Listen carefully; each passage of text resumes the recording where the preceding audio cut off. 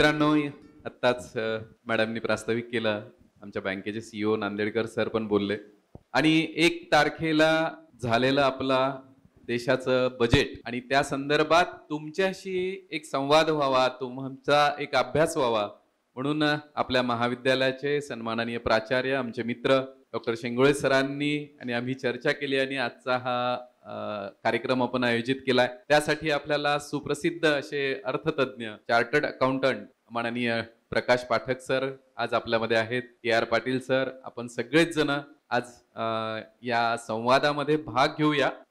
विषय तसा वृक्ष आहे, पण तुम्ही सगळ्यांनी अर्थशास्त्र निवडलेला आहे, आर्ट्सचे पण आहात, त्याच्यामुळे स्वीकारलेला विषय आहे. आणि जो विषय स्वीकारलेला असतो तो वृक्ष असतो का? नाही, तर तो इंटरेस्टने आपण शिकत असतो. आणि खरोखर पाठक सरांसारखे म्हणजे शेंगोळे सरांसारखी मंडळी आपल्या समोर आहेत आणि त्यांच्याकडून ज्या गोष्टी आपल्याला ऐकायला मिळतील तर त्या खरोखर आपल्यात व्हॅल्यू एडिशन करणं असा आजच्या कार्यक्रमाचा उद्देश राहील. त्याच्यामध्ये आपण भाषण, मार्गदर्शन असं नाही करणार. छान प्रश्नोत्तरे करू, मी पण बोलेल, सर बोलतील, तुम्हाला पण काही प्रश्न विचारू आणि ज्याचा छान चांगला प्रश्न असेल त्याला गिफ्ट पण दिला जाईल. त्याच्यामुळे सगळेजण तयार आहेत ना? काहींच्या चेहऱ्यावर जरा प्रश्न आहे. ताई तयार आहे? येस. तर आपण सुरुवात करूया. तुम्ही किती प्रतिसाद देणार त्याच्यावर आपण कार्यक्रम पुढे संवाद आपला पुढे चालू. मी सुरुवात करतो. माननीय पाठक सर, आपलं स्वागत आहे. 1 तारखेला बजेट झालंय आणि आम्ही सगळे म्हणजे विद्यार्थी इथे उत्सुक आहेत हे जाणून घ्यायला. तर देशाचं बजेट तयार होतं, त्याचे आकडे येतात, कोटींमध्ये, लाख कोटी असे सगळे आकडे असतात. आणि हे बजेट म्हणजे काय असतं किंवा हा सगळा आकडेवारींचा खेळ आमच्या सामान्य जीवनाशी काय संबंध देतो हे बऱ्याच वेळा काही जणांना कळत नाही. अर्थशास्त्राचे विद्यार्थी म्हणून अनेकांना आता कळत असेल, पण आर्ट्सचे पण विद्यार्थी किती तिथे? वा. आणि अर्थशास्त्राचे आणि बाकीचे कॉमर्सचे? अरे कॉमर्सचे तर मग सगळ्यात तुमचा तर म्हणजे कदाचित तुम्हाला सगळ्यांना माईक दिला तर तुम्ही एक एक सत्र घेऊ शकाल, बरोबर ना? तर पाठक सर, आपण या बजेट कसं तयार होतं आणि काय आपल्या सामान्य माणसाशी याचा काय संबंध असतो? माननीय शितोळे सरांच्या प्रश्नाला उत्तर देण्याच्या अगोदर मी सर्वप्रथम आपल्या महाविद्यालयात येण्याची मला संधी प्राप्त झाली याबद्दल महाविद्यालयाच्या प्राचार्यांचा मनपूर्वक धन्यवाद देतो. कारण त्यांनी आयोजलेल्या कार्यक्रमामुळे आपणा सगळ्यांची माझी भेट होऊ शकली. आणि या कार्यक्रमाची कल्पना माननीय शितोळे सरांची, कारण अर्थसंकल्पावर भाषणं होतात. मला ही कल्पना फार आवडली. त्यामुळे हा वन वे ट्रॅफिक नाही आहे हे त्यांनी स्पष्ट केलं आहे. आणि आपला प्रश्न कसा आहे याचा न विचार करता, काही वेळा असं वाटतं की हा विचारू नको प्रश्न, असा विचार न करता आपल्या मनातल्या प्रश्नांना मोकळी वाट करून द्या. ज्या ज्या प्रश्नांची उत्तरं मला देता येतील ती देण्याचा मी नक्की प्रयत्न करीन. आता आपण एवढ्या 2 वाक्यांच्या प्रस्तावनेनंतर सरांच्या प्रश्नाकडे वळूया. अर्थसंकल्प या शब्दामध्ये 2 शब्द आहेत. एक आहे अर्थ आणि दुसरा आहे संकल्प. म्हणजे भविष्य काळासाठी व्यक्त केलेला एक अंदाज आहे. त्याला आपण मराठीत अंदाजपत्रक म्हणतो. भविष्य काळासाठी म्हणजे काय तर आपलं आर्थिक वर्ष एप्रिल ते मार्च आहे. खूप वेळा असंही वाटतं की बजेट हे 1 फेब्रुवारीला का बरं येतं. मी अगदी छोट्या छोट्या गोष्टींचं मुद्दाम स्पष्टीकरण करणार आहे. तारीख फेब्रुवारीची अखेर असायची, आता ती 1 फेब्रुवारी झाली, जरा जाणीवपूर्वक झाली. याचं कारण राहिलेल्या 2 महिन्याच्या कालखंडात वर्ष संपणार आहे. हे मागच्या वर्षाचा जाहीर केलेल्या अंदाजपत्रकात मगाशी एक वाक्य बोललं गेलं सूत्रसंचालनात की किती खर्च झाले आहेत, किती खर्च झालेले नाहीत, यासाठी हे 2 महिने.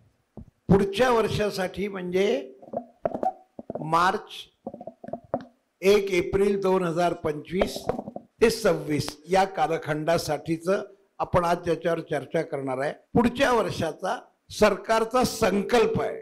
हा शब्द फार चांगला आहे. आम्ही हे ठरवलेले आहे एक, आणि आम्ही हे अशा पद्धतीने करणार आहोत. आता शितोळे साहेबांनी जे म्हटलं ते की म्हणजे सरकारकडे पैसा कुठून येणार आहे, कोणत्या मार्गाने येणार आहे, आणि सरकार तो पैसा कोणत्या बाबींवर खर्च करणार आहे, आणि मग तो खर्च करताना शिल्लक राहणार आहे की नाही, आणि कमी पडणार असेल म्हणजे तुमचा उत्पन्नाचा अंदाज हा उदाहरण समजण्यासाठी 100 रुपये आहे आणि तुम्ही व्यक्त केलेला खर्च 120 रुपये.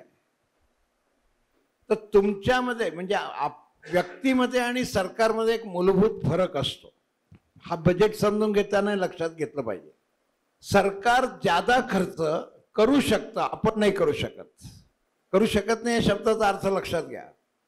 माझं उत्पन्न 10,000 रुपये असेल तर मी खर्च 10,000 करेन. तुम्ही म्हणाल खर्च करायचा असेल तर मी कर्ज काढीन आणि खर्च करीन. तर कर्ज हा असलेल्या उत्पन्नाचा एक स्रोत झाला. आपल्याकडे नाही आणि सरकारकडे आहे ही गोष्ट कोणती? तर सरकार नोटा छापू शकतं, जी उपलब्धता आपल्याला नाही. हे बजेट समजून घेताना फार महत्वाचं आहे. नाही तर खूप वेळा हे कसं काय खर्च करता बा, पैसे तर नाही आहेत आणि मग एवढी तूट होते, वर्षानुवर्ष होते आणि मग त्या अर्थसंकल्पाला तुटीचा अर्थसंकल्प म्हणतात, जादाचा अर्थसंकल्प म्हणतात, म्हणजे डेफिसिट आणि सरप्लस. हे काय आहे? तर पहिला मुद्दा, उत्पन्न जेव्हा जास्त असेल आणि खर्च कमी असेल तेव्हा तर सरप्लस बजेट आहे. बजेट सर्वसाधारणपणे विकासाच्या असलेल्या गर्तेत डेफिसिट बजेट असतं. आपलं बजेट हे डेफिसिट बजेट आहे, कारण खूप गोष्टी करायच्या असतात आणि त्याच्यासाठी सरकारने तयारी केलेली असते.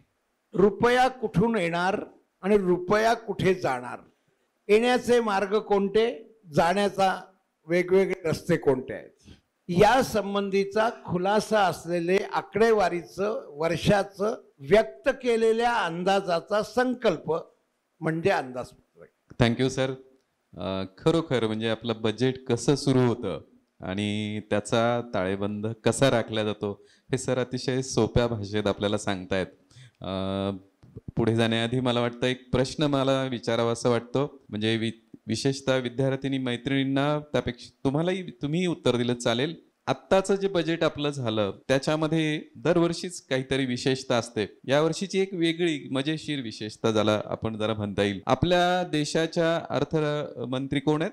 निर्मला सीतारामन. त्यांनी साडी कोणती घातली होती यावेळेस? तुमच्यासाठी विशेषता. पटकन उत्तर, खाली नाही बघायचं. White, good. अजून ऑफ व्हाईट, अजून गुलाबी रंगाचे. अरे वा, अच्छा, एकदा जोरदार टाळ्या त्याच्यासाठी. चला आपण पुढे जाऊ. थोड्या वेळाने परत उत्तर सापडलं तर का आत्ताच घ्यायचं?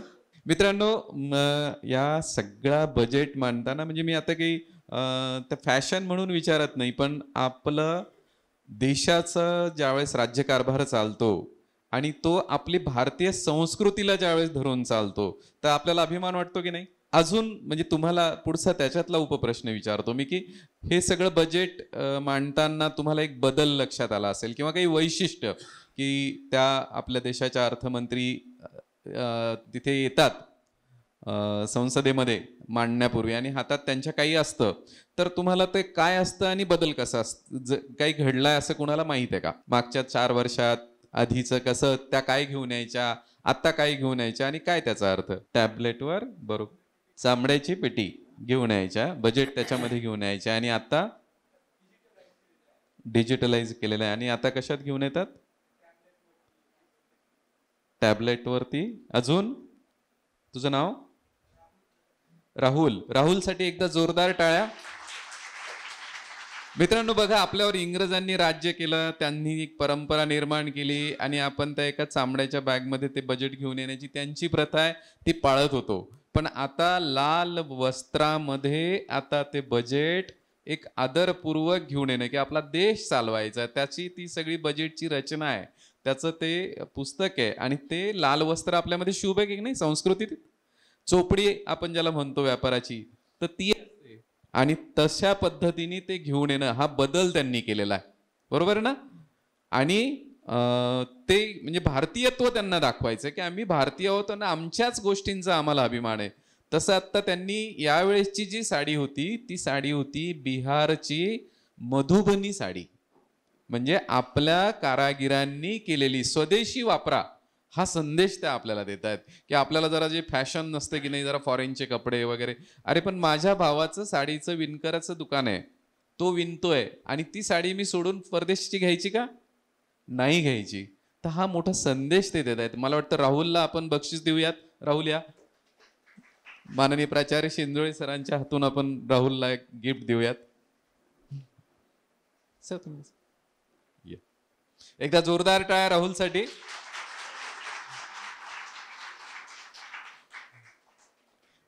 मला वाटतं सर, आता मी हे जे 2 मुद्दे सांगितले, असं या बजेट मांडताना काय वैशिष्ट्य या बजेटचं होतं? हा फार चांगल्या पद्धतीने संवाद झाला, थोडासा खुलासाही नेमकेपणे झाला. जगाचं एक वैशिष्ट्य आपण लक्षात घ्या की जगामध्ये आपल्या देशाची प्रतिमा ही आपल्याला निर्माण करायची. जगातली मोठी राष्ट्रसुद्धा याला अपवाद नाही.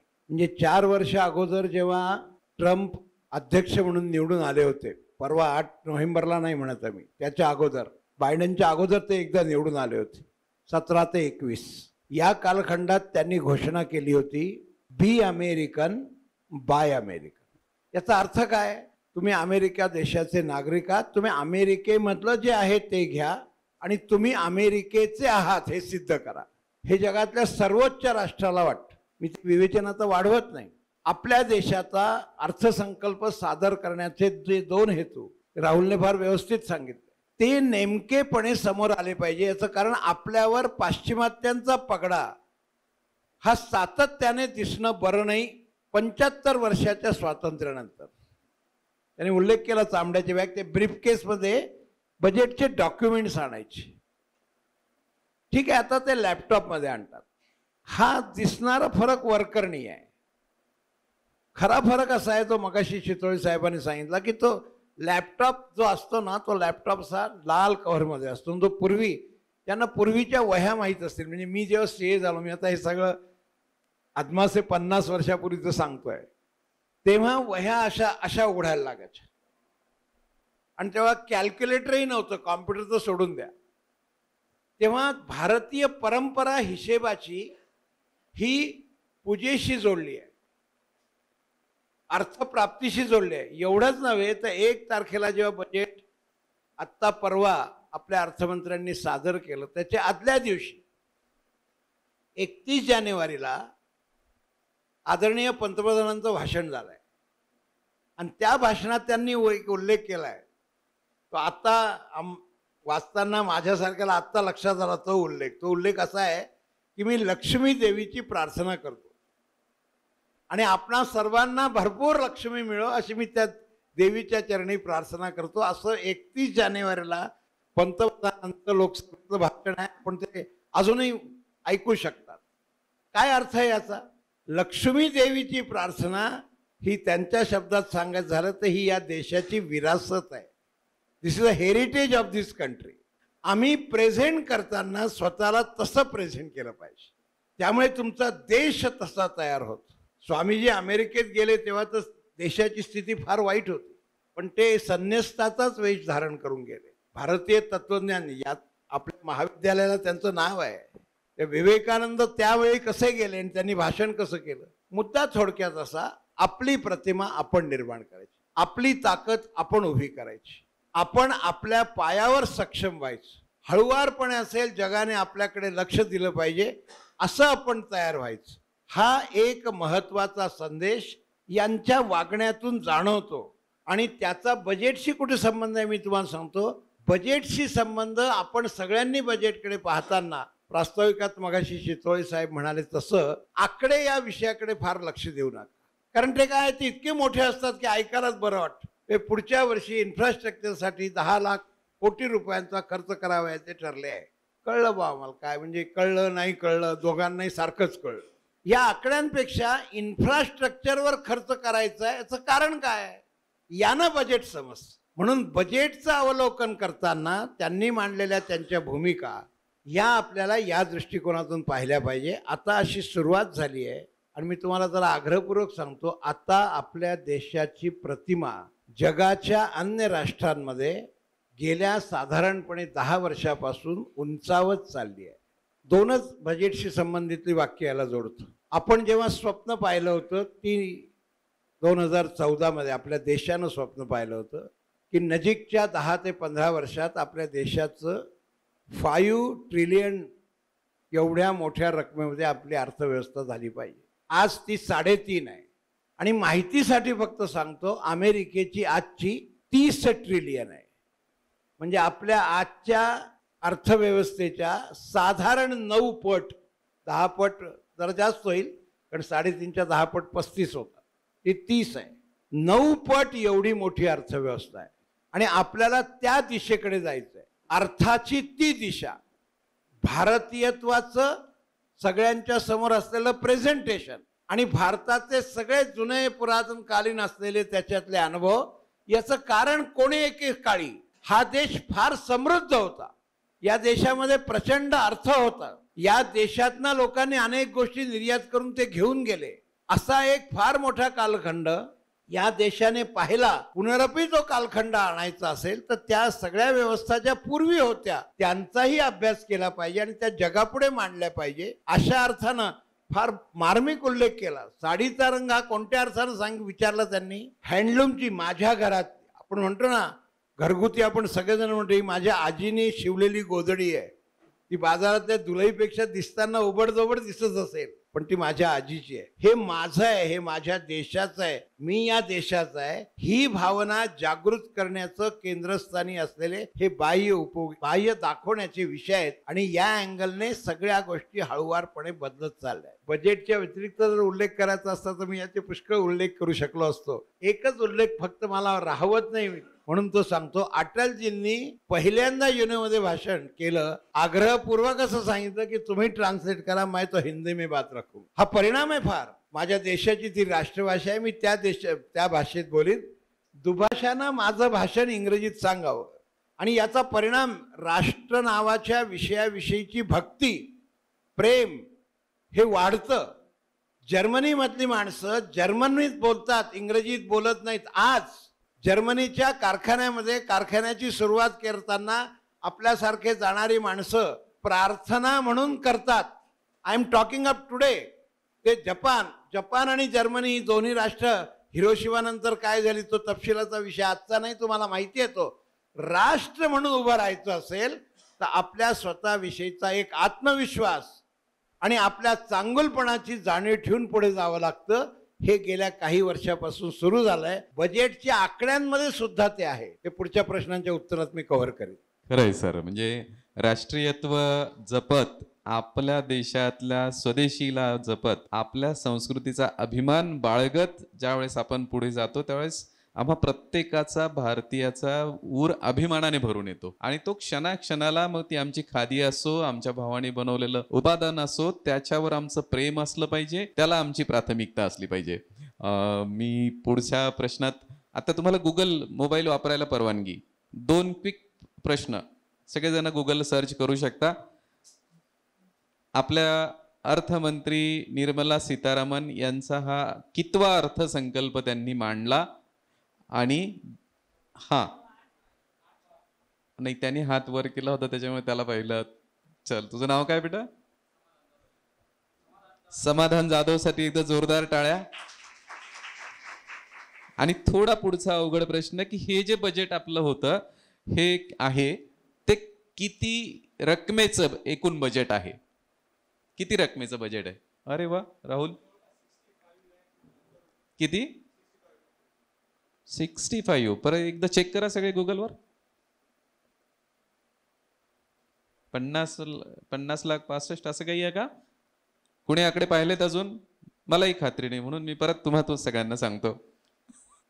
गुगल गुगल गुगल लवकर. अरे मोबाईल आत्ता पहा म्हणतोय. मोबाईल, चांगली मुलं आहेत, मोबाईल वापरत नाहीत. किती आहे? 55.60 लाख कोटी एवढ्याचं हे बजेट आहे. बरोबर आहे सर? बरोबर आहे राहुल? तू पण चेक कर बेटा. तर कुणी तू सांगितलं होतं समाधानला एक छान गिफ्ट देऊयात. समाधान, प्राचार्यांच्या हातून तुझं अभिनंदन. एकदा टाळ्या समाधानसाठी जोरात. सर, ह्या सगळं बजेट मांडताना खूप सगळ्यांमध्ये हेडलाईन्स आल्या, सगळ्यांच्या म्हणजे प्राध्यापक मंडळी पण इथे बसलेली आहे. तर इन्कम टॅक्स 12 लाखाचं उत्पन्न याच्यावर खूप गोष्टी आल्या. काय काय म्हणजे कुणाला कळलं असेल हे 12 लाखाचं? जसं कळलं असेल तसं, म्हणजे आता समाधान, राहुल यांनी डेअरिंग केलं पहा. कुणाचं चुकलं तर कुणी हसलंही नाही, पण त्यांचा कॉन्फिडन्स वाढला. त्याच्यामुळे तुमच्याकडून कुणाच उत्तर येत नाहीये. हा सांग बेटा.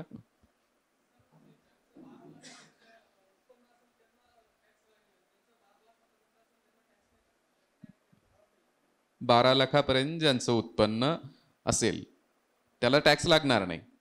बरोबर. अजून कोणाला याच्यातलं सविस्तर आहे कोणी, किंवा याच्यामध्ये अजून काही इन्कम टॅक्सवर कळलेलं आहे, वाचलेलं आहे सर मी, किंवा या इन्कम टॅक्सच्या विषयातला मला हा मुद्दा आवडला बजेटमधला, छान आहे, बरोबर आहे, त्याच्यासाठी एकदा जोरदार टाळ.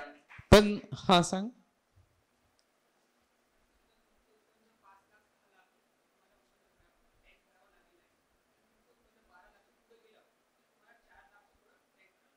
बारा लाखाच्या पुढे गेले तर टॅक्स, म्हणजे त्या टॅक्सचे स्लॅब आहेत वेगवेगळे, तुम्ही गुगलवर पाहिले तर कळतील. 12 लाखापर्यंत उत्पन्नावर तुम्हाला टॅक्स भरावा लागणार नाही. पण सर आता तुम्ही उल्लेख केला की अमेरिकेचा बाय अमेरिका असा जो, तर त्याच्यात मागच्या वेळेस ट्रम्पनी ते उद्घोषणा केली होती, आणि मला वाटतं की या वेळेला हे जे 12 लाखाचं त्याचा एक संदर्भ असा आहे की आता जागतिक मंदी थोडीशी आहे, म्हणजे मंदी नाहीये पण स्लो डाऊन ज्याला म्हणतात, की चलनाचा दळणवळणाचा दर आता कमी झालेला आहे, आणि याच्यामध्ये सगळ्यात जो वाटा आहे तो अमेरिकेचा आहे. म्हणजे अमेरिका ही सगळ्यात मोठी अर्थव्यवस्था आहे, आणि त्यांचं सगळ्यात जास्त हे निर्यात त्यांच्याकडे जास्त, आयात जास्त आहे. म्हणजे अमेरिकेमध्ये जे बाहेरून सगळा सप्लाय किंवा जे सगळा रेव्हेन्यू जो जातो तो त्यांचा मटेरियल इम्पोर्ट करत याच्यावर. आणि आता त्या देशाचे अध्यक्ष कोण झालेत अमेरिकेचे? ट्रम्प झालेले आहेत. आणि ट्रम्पनी परवाच्या 2-3 घटना तुम्हाला आठवत असतील. काय केलं त्यांनी? टेरिफ वाढवलं. एकदा जोरदार टाळ्या तुमच्यासाठी. की जे आयात त्यांच्याकडे होते त्याच्यामुळे त्यांच्या देशाचे पैसे बाहेरच्या देशांना द्यावे लागतात आणि अवलंबता वाढलेली आहे. मग हे कमी करण्यासाठी त्यांनी काय केलंय, तर ब्राझील, कॅनडा यांच्यावर 25% टेरिफ वाढवलं, चायनावर 10% वाढवलं, आणि आता जर हे टेरिफ आपल्या भारतात पण बघा, ते 40 ट्रिलियनचं साधारण आपण त्यांच्याकडून इम्पोर्ट करतो, आणि आपण त्यांना एक्सपोर्ट करतो 75 ट्रिलियनचं. म्हणजे जास्त काय करतो आपण त्यांना मटेरियल देतो किंवा आपलं प्रॉडक्ट त्यांना देतो. आता जर ते त्यांच्यात जसे नाराज होऊन त्या लोकांवर टेरिफ लावलं, तसं नाराज होऊन आपल्यावर लावलं तर आपल्याकडे काय होईल आपल्यावर? आपलं एक्सपोर्ट कमी होईल. एक्सपोर्ट कमी झालं तर तुमच्या भावांनी वडिलांनी बनवलेला माल तिथे नाही गेला तर आपल्याकडे काय होईल? मंदी येईल की नाही? ही येण्याची शक्यता आहे, ते त्यांचा देश वाचवायचा असेल तर. मग आता तो जर मटेरियल, माझ्या भावानी बनवलेला मोबाईल, माझ्या भावानी बनवलेली मोटरसायकल, ही जर विकल्या तिकडे गेली नाही तर आपल्या इथे तर विकल्या जावी लागेल की नाही? मग त्याच्यासाठी ती विकत घ्यायला कोण घेईल? तर देशातलीच लोक घेतील. ती देशातली लोक घेण्यासाठी त्यांच्याकडे काय पाहिजे? क्रय शक्ती, म्हणजे पैसे पाहिजेत ना. मग हे 12 लाख रुपये जे आपल्या पंतप्रधानांनी तुम्हाला दिलेत किंवा माफ केले, याच्यामुळे काय होणार आहे? शेंगोळे सरांचा पगार आत्ता 24 लाख रुपये आहे. 36 लाख सर असं आपण समजू. तर त्यांच्याकडचा जो टॅक्स सरकारला जाणार होता तो आता वाचणार, म्हणजे सरांकडे आता पैसे राहणार. मग त्या पैशामध्ये ते मोटरसायकल खरेदी करतील, म्हणजे आपलं उत्पादन आपल्या इथंच विकल्या जाईल की नाही? मग आपलं चलन फिरत राहील, दळणवळण चालू राहील, तर मंदी राहील का? मग हे 12 लाख तुम्हाला खुश करायसाठी दिलेत का? तर नाही. आपल्या घराचं जसे वडील आपलं काम करतात तसे आपल्या देशाचे पालक पंतप्रधान आहेत, आणि त्यांनी हे पुढचं लक्ष ठेवून ही सगळी व्यवस्था करून आज 12 लाखाचं दूरदृष्टी ठेवून आपल्याला हे दिलेलं आहे. बरोबर सर? याच्यावर मला वाटतं आपण अधिक प्रकाश टाकावा. मांडणीमध्ये 3 टप्पे वेगवेगळे आहेत. फार चांगल्या पद्धतीने ते तिन्ही टप्पे आले आहेत, आणि त्यामुळे बजेटचं ज्याला समजणं म्हणण्यापेक्षा आकलन फार चांगलं होऊ शकतं. 12 लाख रुपयाची इन्कम टॅक्समध्ये सूट आहे हे वाक्य नीट लक्षात घ्या.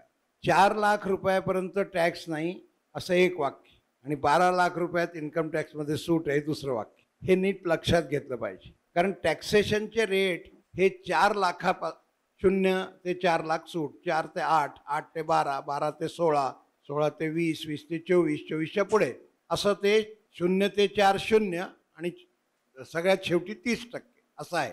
12 लाखापर्यंत इन्कम टॅक्समध्ये सूट आहे या शब्दाचा अर्थ तुमचं उत्पन्न 12 लाख रुपयापर्यंत असलं तर टॅक्सच्या कॅल्क्युलेशनमध्ये टॅक्स येईल.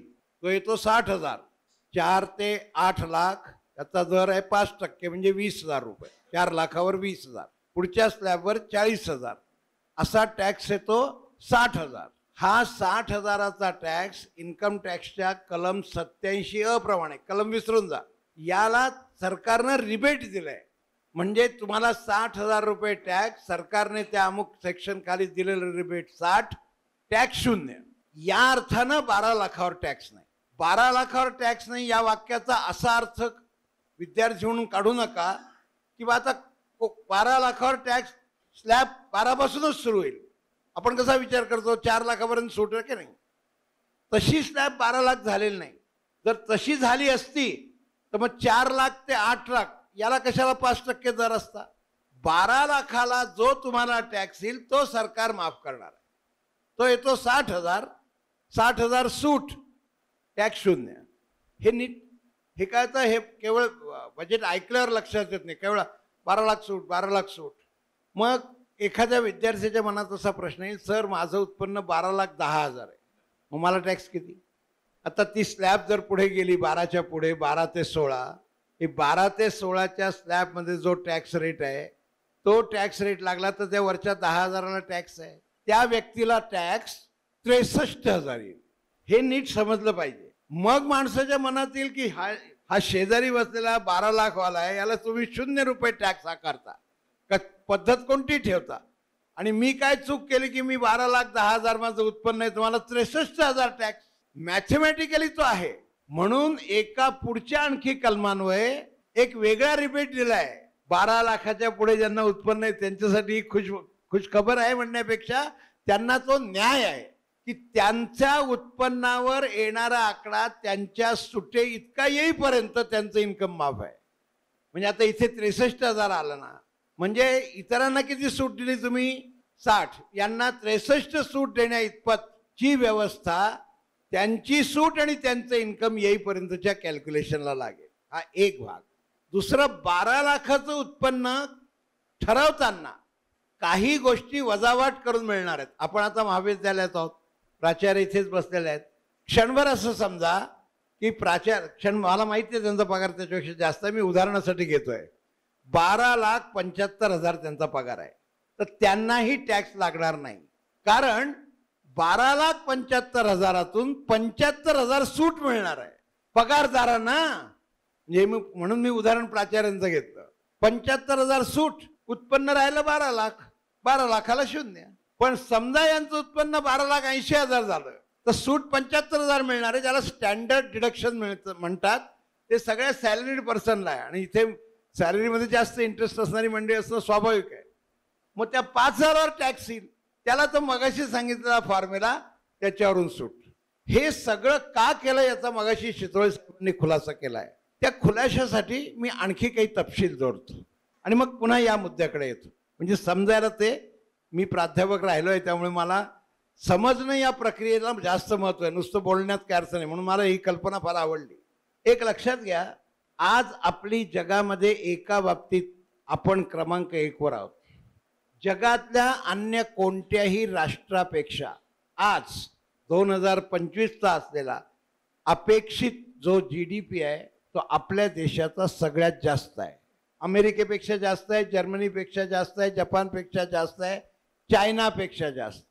मी प्रमुख राष्ट्रांची नावं सांगतो. आपलं तसं राष्ट्र क्रमांक 5 वर आहे. मग GDP वाढवणं हे प्रत्येक राष्ट्राचं काम आहे. पुन्हा तुमच्या मनात एखाद्या मुद्द्यावर शंका राहू नये म्हणून सांगतो, व्हॉट इज GDP? तर तुम्ही आम्ही सगळ्यांनी मिळून केलेला खर्च. तुम्ही आम्ही म्हणजे कोण? नागरिक आणि सरकार आणि त्यांनी केलेली गुंतवणूक याची एकत्रित असलेली बेरीज, त्यावरून त्याच्या GDP ठरत असतो. हा GDP ठरवण्याचा फॉर्म्युला आहे. जगामध्ये कोणतं राष्ट्र सगळ्यात चांगलं आहे आर्थिकदृष्ट्या याचं मोजमापाचा तो दंडक आहे. आणि जगातल्या इतर राष्ट्रांना याचं आश्चर्य आहे, इन्क्लुडिंग अमेरिका किंवा देशाचा इतका GDP रेट कसा आला आहे.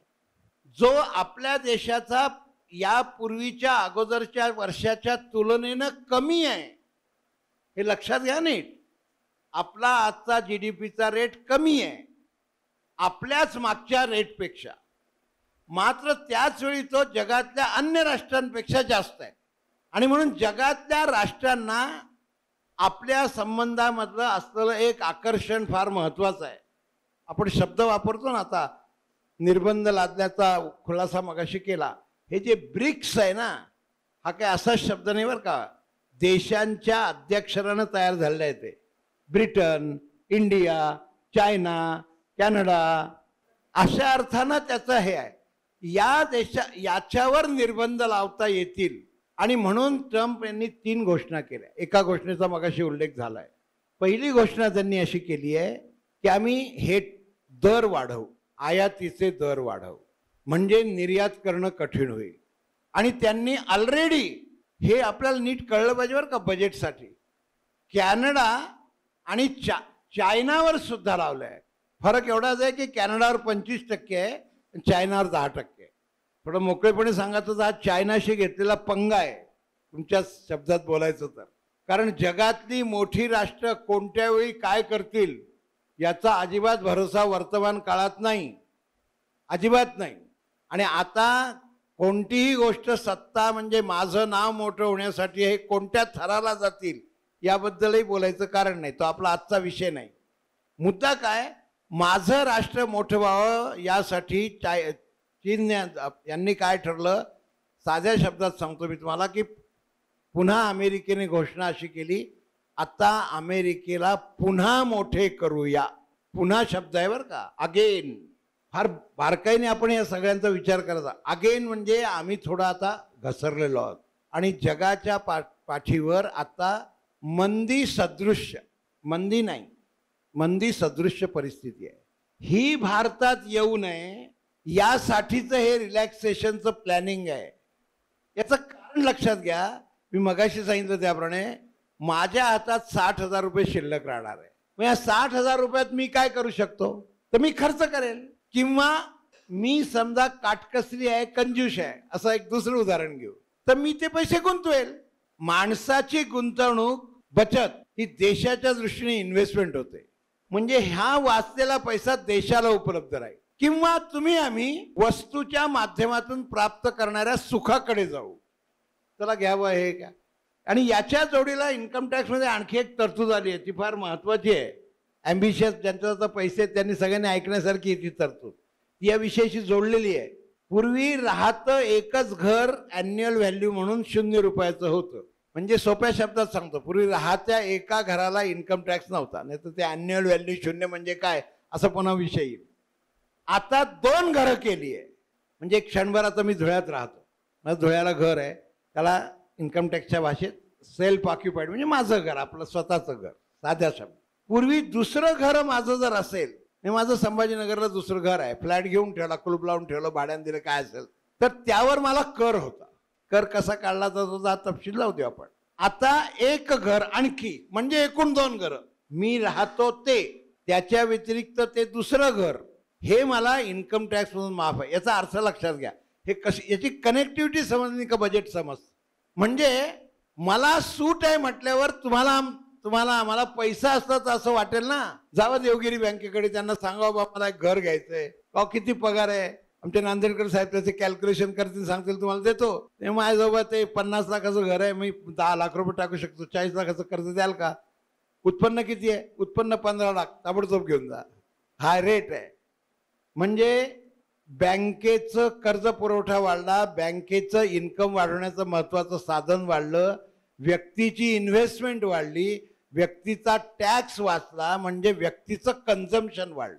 आपल्याच देशात एखाद्या गोष्टीचं कन्झम्पशन झालं तर निर्यात करण्याची आवश्यकता पडत नाही. कांदा निर्यात केला की आंदोलन होतात. प्रॉडक्ट फार छोटं वाटतं आपल्याला, आपल्या जीवनातलं रोजचं आहे. निर्यात आणि आयात याचा संबंध नीट लक्षात घ्या. त्यांनी काय केलं, त्यांच्या देशामध्ये जर कोणत्याही प्रकारची आयात निर्माण केली यांनी, म्हणजे आपली निर्यात ती त्यांची आयात, आम्ही माल पाठवणार, ते माल घेणार, त्याच्यावर टॅक्स लावला. मगाशी सरांनी सांगितलं की त्यामुळे निर्यात कमी. हे कन्झम्पशन वाढण्याचं सूत्र आहे.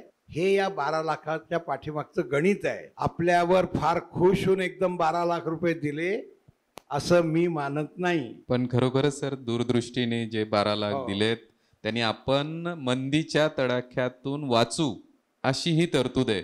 सर आत्ता जसं अमेरिकेचा उल्लेख करत होते त्याच्यामध्ये डोनाल्ड ट्रम्प यांनी जी घोषणा केली, सरांनी बोलले आत्ता, तर ते काय कुणी सांगेल?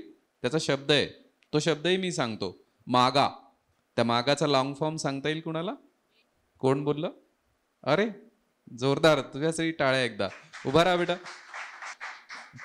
काय नाव तुझं? प्रवीण. प्रवीण, तुला पण बक्षीस. ये राजा. परवेजसाठी जोरदार टाळ्या. परवेजचं अभिनंदन करूया. म्हणजे मेक अमेरिका ग्रेट अगेन सरांनी आता सांगितलं होतं, तर ते स्वतःला मोठं करतायत पण आपल्या सगळ्यांना छोटं करण्याची शक्यता आहे. परवेजचं अभिनंदन.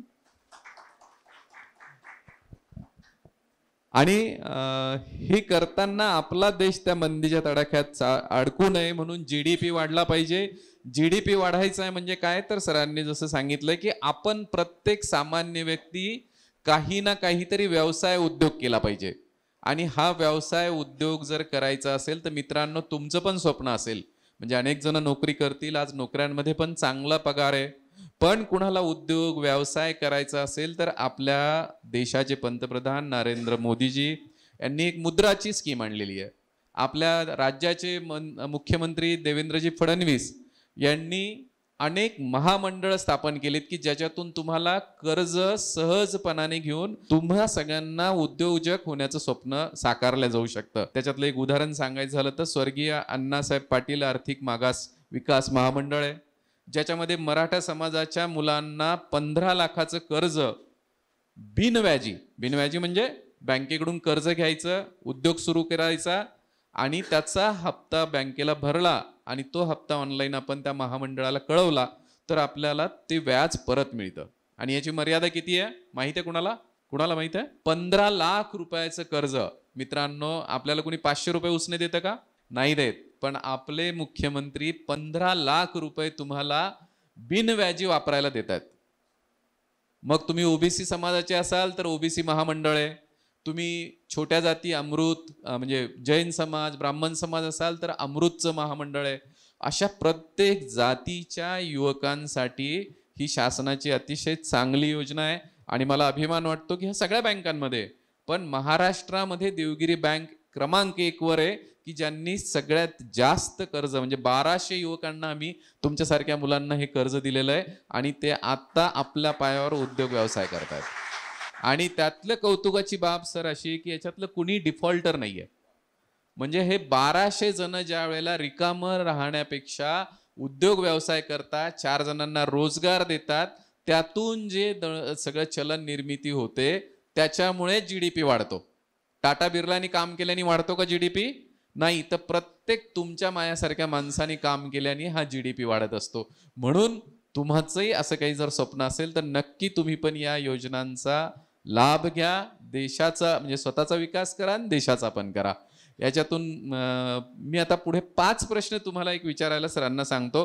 त्यातल्या 2 चांगल्या प्रश्नांना आपण बक्षिसं देऊया. 5 प्रश्न या बजेट संदर्भात आपण सरांना विचारायचे. तुमच्याकडून पण आले पाहिजेत, विचारू शकता कोणी. एकच खुलासा या स्पष्टीकरणाला जोडतो फक्त, हे आपल्या देशाचं जे अर्थसंकल्पीय विवेचन आहे त्याच्या पाठीमागची दृष्टी सरांनी सांगितली. मी रेग्युलर हप्ता फेडला की मला व्याज परत मिळणार.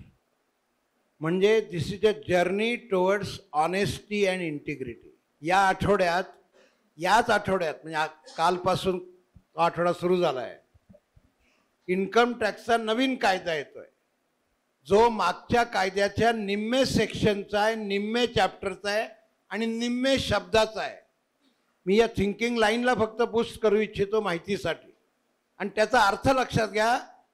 आपल्या अर्थमंत्र्यांचं घोषणेतलं वाक्य सांगतो, न्याय अगोदर तपशील नंतर. म्हणजे आमचा तुमच्यावर विश्वास आहे. कसा कॉन्फिडन्स वाढतोय बघा. तुम्ही कर्ज फेडला, व्याज परत, पैसे भरा, व्याज परत. न्याय अगोदर. तुम्ही जे सांग ट्रस्ट फर्स्ट स्क्रुटिनी लॅटर असं ते इंग्रजीत आहे. आपण माझं एक रिटर्न भरलं, एवढंच नाही तर माझं रिटर्न भरताना माझ्याकडनं काही चूक झाली, जेन्युइन इंटेन्शनल नाही, तर मला माझं रिटर्न रिवाईज करण्याचा कालखंड पूर्वी 2 वर्ष होता, तो या बजेटमध्ये 4 वर्ष केलाय. म्हणजे मला लक्षात आलं अरे ही गोष्ट राहून गेली बा माझ्याकडनं. तर पूर्वी काय असायचं, नोटीस यायची, मग इंटरेस्ट, मग पेनल्टी, मग लिटिगेशन, मग हा दावा करणार वगैरे वगैरे. हे सगळं कमी करत आणलेलं आहे. तुम्हाला गमतीत सांगू का एक वाक्य. प्रॅक्टिसला सुरुवात केली त्यावेळी साधारणपणे एखादाच दिवस आठवड्यातला असा असायचा की ज्यावेळी इन्कम टॅक्सला जावं लागत नसे, म्हणजे ऑफिसला कामासाठी क्लायंटच्या. आता साधारणपणे मी म्हणजे माझ्याबरोबर काम करणारे CA म्हणतो, सर्वसाधारणपणे 3 महिन्यातून एकदा चक्कर मारली तर चहा प्यायला जाऊन येतो. इतकं पेपर वर्किंग कमी आहे. थिंकिंग प्रोसेस कळावी तुम्हाला, विशेषतः विद्यार्थ्यांना, हे फार महत्त्वाचं आहे. म्हणून मी याला एक शब्द वापरतो, हे एम्पॉवरमेंट आहे. तुमच्या हातात पैसे देण्यापेक्षा तुमच्या हातात शक्ती द्यायची. त्याचा मगाशी उल्लेख केला की इतकं कर्ज घ्या 15 लाख, धंदा सुरू करा, चालवा, 2 पैसे कमवा, फेडा, तुम्ही मोठे व्हा, देशाला मोठं करा. हे सूत्र गेल्या काही वर्षापासून वाढलेलं आहे. आणि म्हणून आकड्यांकडे एका वाक्यात लक्षात घ्या, ज्या ज्या ठिकाणी लिमिट वाढवल्या ना त्याच्या सगळ्याच्या पाठीमागे हे सूत्र आहे. आणि हो, त्याच्यामध्ये म्हणजे तुम्हाला 15 लाख कमी वाटत असतील आणि मोठा व्यवसाय करायचा, तर तुम्ही 2 मित्र, 2 नातेवाईक, बहीण भाऊ असे एकत्र आलात तर 30 लाख रुपये, आणि तिघं एकत्र आलात तर 45 लाख रुपये. म्हणजे बिनव्याजी तुम्हाला एवढी रक्कम सरकार देत आहे.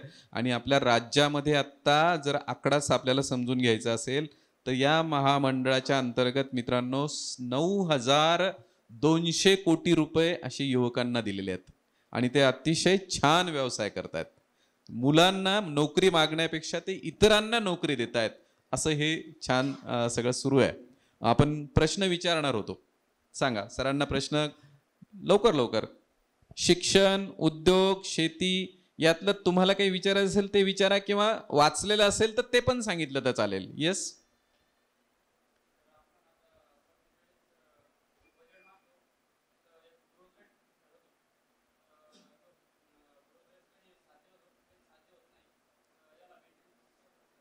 विकासाचा दर कसा मेंटेन केला तो प्रश्न 1. अजून जिजाऊच्या लेखी बोलत नाहीयेत. आपण काळजी नाही करायची. आपला प्रश्न विचारायचा, हसायचा असेल तर दुसऱ्यांना असतील, त्यांचा प्रॉब्लेम आहे, बिनधास्त विचारायचं. शिक्षण, मेडिकल, काही विचारा ना. संवाद आहे, की भाषण नाही आहे. म्हणजे अगदी आपला घरगुती कार्यक्रम असं समजा. कृषी आणि आरोग्यामध्ये कोणत्या योजना आहेत? छान.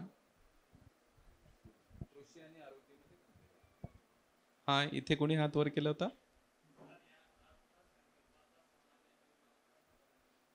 वा, पूर्ण 1 तास सरांना म्हणा भाषण करा आता तुम्ही. या सगळ्या अर्थव्यवस्थेचा सामान्य जीवनावर कसा परिणाम होतो. विषय मोठा दिला त्यांनी. खूप छान. पण अजून तुझ्या समोर कोणी हात वर केला? हा,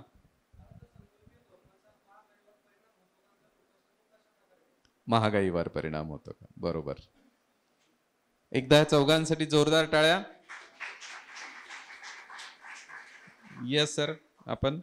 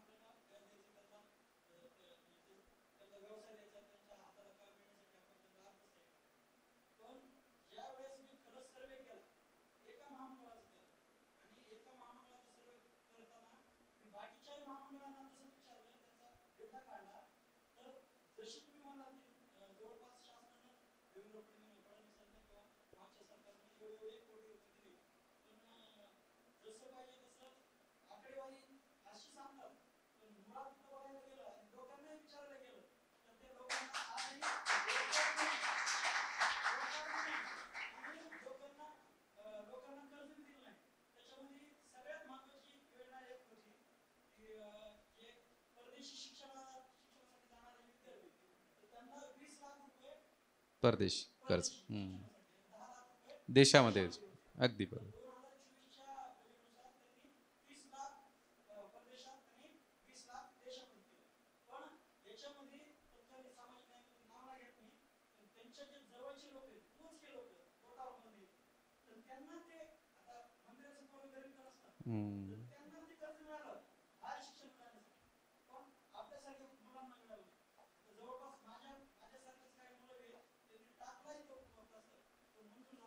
एकदा सर तुमचं नाव?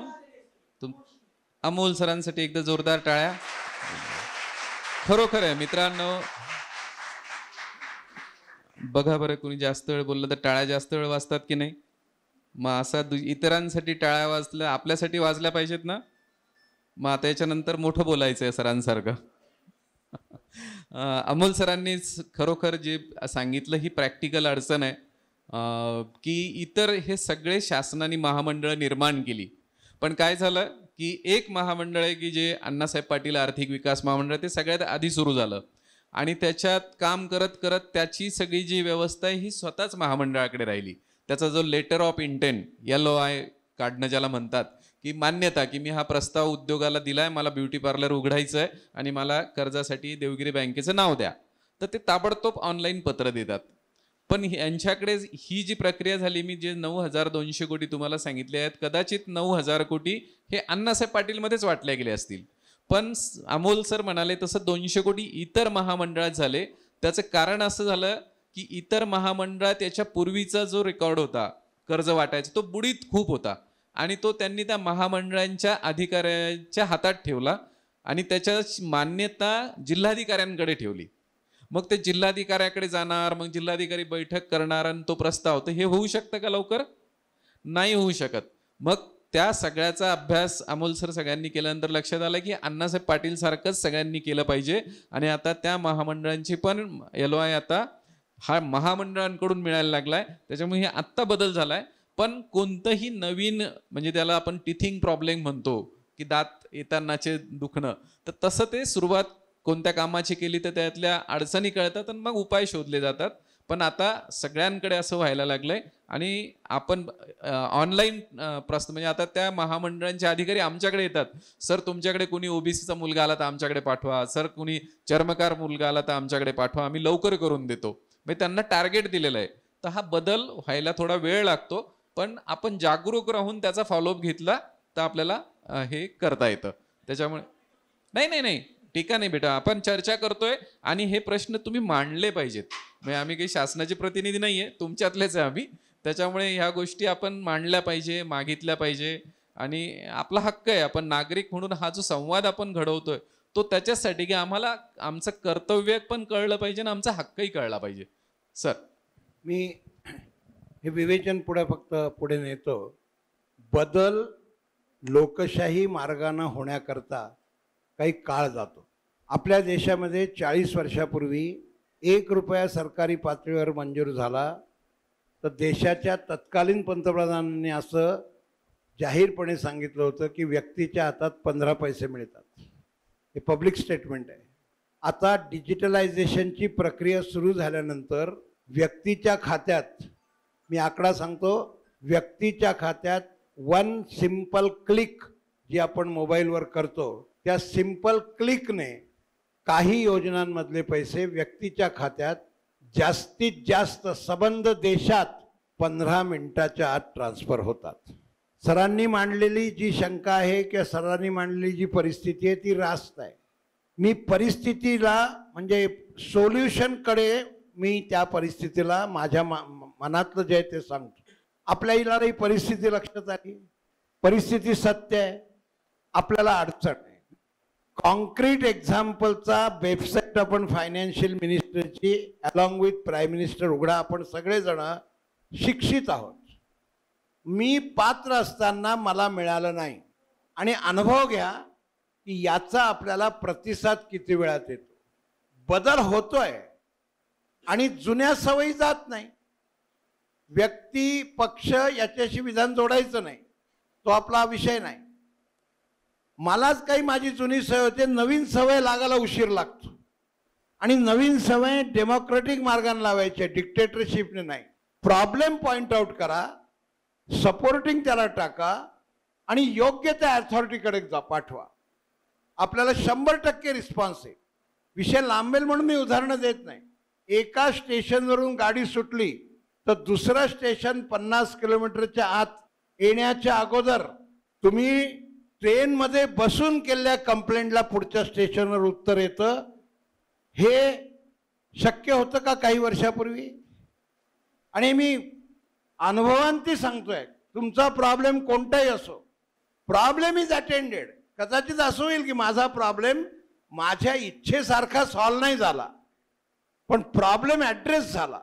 ज्याच्याबद्दल केला त्याला कळलं. ही यथार्थता येण्याकरता थोडे प्रयत्न करावे लागतील. Political movements are according to the democratic situations and according to the past experience in the world और इन द कंट्री. हा जो बदल आहे ना, हा आपल्याला करायचा आहे. आणि विशेषतः तरुणांना यात जास्त मोठा रोल आहे. तुम्ही हे करू शकतात. आणि आत्ता याला सपोर्ट आहे, सपोर्ट सिस्टीम काम करते आहे. ही इन्फॉर्मेशन आहे. तुम्ही राईट टू इन्फॉर्मेशन प्रमाणे तुमची माहिती मागवू शकतात, तुम्ही ते कळवू शकतात. तुमचा इंडिव्हिज्युअल प्रॉब्लेम असेल, ज्याचा तो प्रॉब्लेम आहे त्याला ते कळवा. हे नक्की सॉल्व्ह होतं. याच्या अनुषंगानं काही प्रश्न आले. विकसित दर ठरवत असताना आपल्या देशाचा विकसित दर बऱ्यापैकी घसरला, तो पहिला प्रश्न होता. तो विकसित दर काढण्याची जी पद्धत असते ती मी तुम्हाला सांगितली. जी GDPची ती 4 आकड्यांची बेरीज असते. व्यक्तीचा खर्च, सरकारचा खर्च, सरकारने केलेली गुंतवणूक आणि रिफॉर्मरचा खर्च, याच्या बेरजेने GDP काढला जातो. तो घसरतो, वाढतो. याचं कारण वेगवेगळ्या पद्धतीने त्याच्यावर नियंत्रण करणाऱ्या व्यवस्था बजेटरी असतात. म्हणून सुदैवानं आपल्या देशाचा GDPचा दर इतरांना चिंता वाटावी आणि आपल्याला बरं वाटावं असा आहे. एक मगाशी सर म्हणाले की याच्यावर तासभर बोलावं लागेल, पण मी 1-2च मिनिटात. प्रश्न चांगला आहे. ते मोठ्यांचं सोडून द्या, आमच्यावर काय परिणाम आहे तो सांगा. मी विद्यार्थी आहे, मी गरीब घरातला आहे, मी सामान्य आहे, माझे वडील शेतकरी आहे. हे सर्वसामान्य असलेले घटक, यांच्यावर काय परिणाम आहे असा एक प्रश्न होता. प्रश्न छान आहे तो. एक लक्षात घ्या, आता सूत्र असं आहे, giving money in the hand हे सरकारचा एक रोल असतो. आणि सरकारचा दुसरा रोल असा असतो, give power in his hand to earn the money. Give power in his hand म्हणजे मला पैसे मिळाले तर मी काय करतो, मला मिळालेल्या पैशाचा मी माझ्या पद्धतीने उपयोग करतो. आणि मला पैसे मिळवण्याची ताकद मिळाली, म्हणजे रोजगार मिळाला, स्वयंरोजगार मिळाला, मेक इन इंडियाची प्रोव्हिजन झाली, स्टार्टअप इंडियासाठी काही मिळालं, मी एखादा प्रोजेक्ट करायला लागलो. काही करू शकत नाही म्हणून मी ज्या जिल्ह्यात राहतो तो जिल्हा आदिवासी जिल्हा आहे. आळूच्या पानांपासून तयार केलेल्या पदार्थाचं एका महिलेने काही वेगळं प्रॉडक्ट केलं. ज्या शहराचं नाव धुळे जिल्ह्यातल्या, मी आता सामाजिक कामात वावरतो म्हणून माहिती नसेल, शहर शब्द चुकला माझा, त्या खेड्याचं नाव तिथल्या महिलेने केला. आणि ती आम्हाला भेटल्यानंतर असं, मला इतक्या पैशाची जरूर नाही, मला थोडे पैसे पुरे, कारण मला चांगला नफा व्हायला लागला. याला म्हणतात एम्पॉवरमेंट ऑफ सोसायटी. आपल्याला एक सवय लागली, ते सवयीला धक्का द्यावे. कोणी मला सांगितलं, ते मला आवडणारं वाक्य तुम्हाला सांगतो, की बा मी शिकतोय, तुला काय देऊ? नाही, मला पैसे द्या. पैसे कशासाठी? फी भरायची आहे. काय करायचं? फी भरायची आहे, प्राचार्यांकडे जा, तुला 1 वर्षभर फी लागणार नाही अशी व्यवस्था होईल. नाही, मला पुस्तक घ्यायचं आहे. पुस्तक घ्यायचं आहे ना, लायब्ररीत तुला पाहिजे ते पुस्तक मिळेल. पैसे दिले नाहीत, पुस्तक उपलब्ध करून दिलं, त्याची सोय केली. हे त्याला एम्पॉवर केलं. 1 रुपया मिळाला तर 8 आणे पुस्तकांसाठी खर्च करा, असं बाबासाहेब आंबेडकरांना त्यांचे वडील सांगत असत. तुम्ही त्या विद्यापीठात आहात.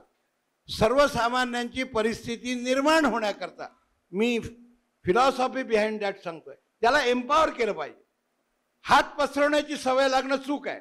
तो लखोपती असला तरी तो तर आणखी मोठा हात पसरतो, आपल्याला माहीत नसतं, त्याला करोडो पैसे लागत असतात. सामान्य माणसाला सामान्य गोष्टींची उपलब्धता करून देणं. तुझ्या प्रश्नाच्या उत्तरासाठी मित्रांनो, मी माझा आजच्या विवेचनासाठी नोट्स आणल्या आहे. कमीत कमी सर्वसामान्य माणसांच्या योजनेसाठीच्या 12 योजनेचा कागद माझ्याजवळ आहे. तुला हवा असेल तर मी झेरॉक्स करून देतो. 12 योजना आहेत कमीत कमी. त्या योजनांच्या तपशिलात मी आता बोलत नाही, इतरांचा वेळ जाईल म्हणून. इन्फ्लेशनचा एक प्रश्न होता. इन्फ्लेशन हे कंट्रोल करण्याचं आपल्या देशातलं सगळ्यात महत्त्वाचं साधन रिझर्व्ह बँक ऑफ इंडिया आहे. रिझर्व्ह बँक ऑफ इंडियाचा या 8-10 दिवसात रेट येईल इंटरेस्टचा. तो interest reserve bank of India वाढवते किंवा कमी करते. याचा साधा अर्थ असा, ते बँकांना तो रेट लावतात, त्याला रेपो रेट म्हणतात. ते तांत्रिक शब्द जाऊ द्या. माझ्या हातात पैसा अधिक राहिला की मी खरेदी करतो किंवा माझी गरज भागवतो, किंवा माझ्याजवळ पैसे पुरेसे आहेत तर मी लक्झरीसाठी खर्च करतो. आज माझ्याजवळ 5 लाखाची गाडी असेल 10 लाखाची गाडी घेतो. इलेक्ट्रिक व्हेकल नसेल इलेक्ट्रिक व्हेकल घेतो. सुख नावाच्या विषयाचा संबंध चाणक्याने मांडलेल्या सिद्धांतानुसार वस्तूत आहे. पूर्वी लहानपणी आपण इथे जी काही वयाने थोडी मोठी मंडळी ती फिरत होतो तर AC कार सुद्धा नव्हती. कारच्या कंपन्या 2च होत्या. म्हणजे अँबॅसिडरमध्ये जर कोणी माणूस आला तर भलताच मोठा माणूस आहे, लोक गॅलरीत जाऊन पाहत होते. हे मी माझ्या आयुष्यात स्वतः पाहिलं आहे. अँबॅसिडरमध्ये आला, आता अँबॅसिडर गेली तर बहुतेक अँबॅसिडरमध्ये पाहणारही नाही कोणी, इतक्या गाड्या. याचं कारण काय? उत्पादन वाढलं, इन्कम वाढलं, खर्च करण्याची ताकद वाढली. खर्च तर व्यक्ती त्याच्या त्याच्या आवडीनुसार करेल, करू देत ना. त्याच्यातूनही सरकारला पैसा मिळतो. तो GST सुरू झाला 2017 साली, ते कलेक्शन 40,000 कोटी रुपयाचं होतं. ते आता कदाचित या महिन्याचे आकडे यायचे 2 लाख कोटी होईल. 5 टाइम्स GST कलेक्शन. म्हणजे मी फ्रीज घेतला, फ्रीजची मूळ किंमत अमुक. फ्रीज कशाला? मी रेस्टॉरंटमध्ये जेवायला गेलो आणि 500 रुपयाचं जेवण घेतलं तर धाब्यावरच्या जेवणाला तो बिल देत नाही म्हणून, नाही तर त्याला टॅक्स आहे 5% आणि तो सरकारला द्यायचा आहे. मोठ्या ठिकाणी मी जेवायला गेलो तर मला 500 रुपयाचं जेवण केल्यावर मला 525 रुपये द्यायचे आहेत आणि त्याला ते 25 रुपये सरकारकडे द्यायचे. Consumption creates an income for government by way of GST. हे फार इंटरेस्टिंग आहे समजायला. म्हणजे माझा खर्च मला सुख देतो. एक प्रश्न आला आता की आमच्या 4 गोष्टी वाढतील ना. आपल्या आयुष्यामधल्या सुखाच्या ज्या आपल्या मनातल्या कल्पना असतात ना, त्या याच असतात. मी आज शिकते, मी आज चांगलं शिकून आणखी मोठं होईल, मला चांगली नोकरी मिळेल, मला चांगलं पद मिळेल, माझं चांगलं घर होईल, एक झालं तर 2 सूट आहे दुसरं घेईल, गाडी वगैरे वगैरे, त्याची यादी काही सांगायला नको. हे करण्याची संधी उपलब्ध झाली आणि इन्कम नावाचा स्तर वाढवून. आणि हे आणखी त्याला इथे बसलेल्यांसाठी एक वाक्य आणखी जोडतो. एका बाजूला इन्कम वाढतंय ना, 8व्या वेतन आयोगाची शिफारस झाली आहे. पुढच्या वर्षाच्या शेवटी वेतन आयोगाचा 8व्याचा पगार जाहीर होईल. मग तो माणूस का, तुम्ही पगार वाढवतात आणि त्याच्यातले 30% तर तुम्हीच घेऊन जातात. मग त्या पगारवाढीला काय अर्थ आहे? मी तुमच्या मनातलं बोलतोय. आत्ताच मला चेहरे दिसत आहेत. तुमच्या मनातलं बोलतोय का? मग कशाला वाढवले? मग 30 रुपये घेऊन गेले तुम्ही आणि 30 कुठले? त्याच्यावर सरचार्ज असतो, अमुक असतो, ते जातं 37% एवढे पैसे तुम्हीच घेऊन जातात आणि त्यांना काय सांगतात? तुमचं उत्पन्न 5 लाखाने वाढलं. मग ही लिमिट 12 लाखापर्यंत केली. तुम्ही गुंतवणूक घरात करा, त्याच्या संबंधाचं एक घर, ते कर्ज तुम्ही फेडा. म्हणजे रचना तुमचं इन्कम वाढावं अशी आहे. आणि इन्कम वाढावं याचाही शब्द लक्षात घ्या. इन्कम वाढतं केव्हा? जेव्हा उत्पादन वाढतं. उत्पादन वाढतं. आणि म्हणून आत्ता सगळ्यांना इथे बसलेल्यांसाठी सांगतो, सरकारच्या बजेटला त्यांनी शब्द वापरलाय ग्रोथ इंजिन. त्यातलं पहिलं इंजिन शेती आहे. ते तपशिलात आत्ता जात नाही, कारण त्याच्यात खूप मोठ्या प्रमाणामध्ये उलथापालथ करून तुम्हाला पैसे मिळणार आहेत. अमेरिकेच्या अध्यक्षांचं एक वाक्य सांगतो. आपल्याकडे अनेक मंडळी हल्ली परदेशात सहज जातात. ते म्हणाले, माझ्या देशातले रस्ते चांगले आहे म्हणून माझ्या देशाचं उत्पन्न चांगलं आहे. पहिल्यांदा हे वाक्य कळत नाही. रस्ते चांगले आहेत, उत्पन्न कसं काय चांगलं आहे? रस्ते चांगले करून सरकार केलेला खर्च हा वेगळ्या पद्धतीने काटकस, आपलं कन्झम्पशन वाचतं का नाही, डिझेल वाचतं का नाही, वेळ वाचतो का नाही, नॅशनल टाइम डिव्होट करता येतो की नाही, वगैरे वगैरे. आत्ता तर यावर्षी पीपी खाली एक स्कीम आली आहे, ती ऐकायला फार इंटरेस्टिंग आहे. 10 लाख करोड रुपये त्याला देणार आहे. इन्फ्रास्ट्रक्चर म्हणजे ग्रोथ इंजिन कोणते कोणते आहेत? एक आहे ॲग्रिकल्चर, दुसरं आहे इंडस्ट्री. पण इंडस्ट्रीमध्ये MSME म्हणजे थोडक्यात स्मॉल अँड मीडियम इंडस्ट्रीज. पण स्मॉल अँड मीडियम इंडस्ट्रीच्या व्याख्या बदलल्या.